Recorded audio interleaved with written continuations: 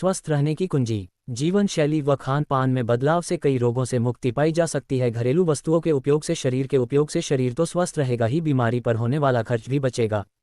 कृपया इनका अवश्य ध्यान रखें। फलों का रस, अत्यधिक तेल की चीज़ें, मट्ठा, खट्टी चीज़ें रात में नहीं खानी चाहिए। घी या तेल की चीज़ें खाने के बाद तुरंत पानी नहीं पीना चाहिए, बल्कि 1-1.5 घंटे के बाद पानी पीना चाहिए। भोजन के तुरंत बाद अधिक तेज चलना या दौड़ना हानिकारक है, इसलिए कुछ देर आराम करके ही जाना चाहिए। शाम को भोजन के बाद शुद्ध हवा में टहलना चाहिए। खाने के तुरंत बाद सो जाने से पेट की गड़बड़ियां हो जाती हैं।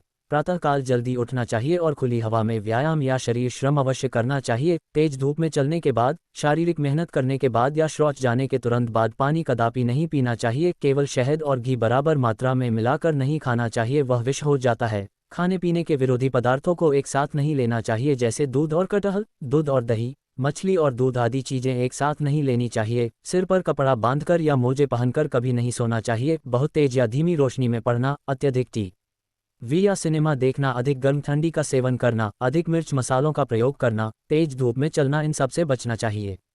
यदि तेज धूप में चलना भी हो तो सर और कान पर कपड़ा बांधकर चलना चाहिए। रोगी को हमेशा गर्म अथवा गुनगुना पानी ही पिलाना चाहिए और रोगी को ठंडी हवा, परिश्रम तथा क्रोध से बचाना चाहिए। आयुर्वेद में लिखा है कि निद्रा से पित्त शांत होता है, मालिश से वायु कम होती है, उल्टी से कफ कम होता है और लंघन करने से बुखार शांत होता है।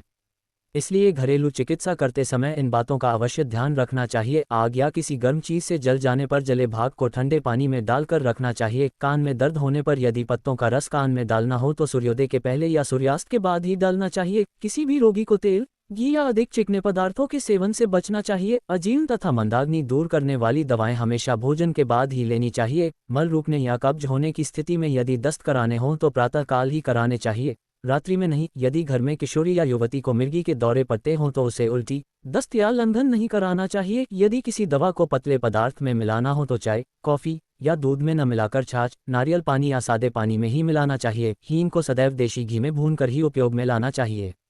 लेप में कच्ची हींग लगानी चाहिए।